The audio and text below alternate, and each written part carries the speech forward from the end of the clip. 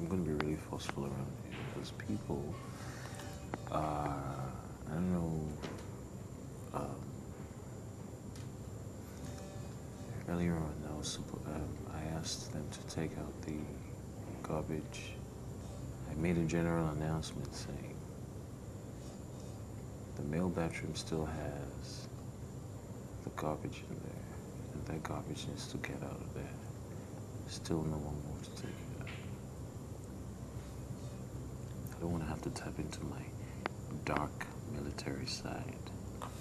This information, unfortunately, has absolutely nothing to do with me.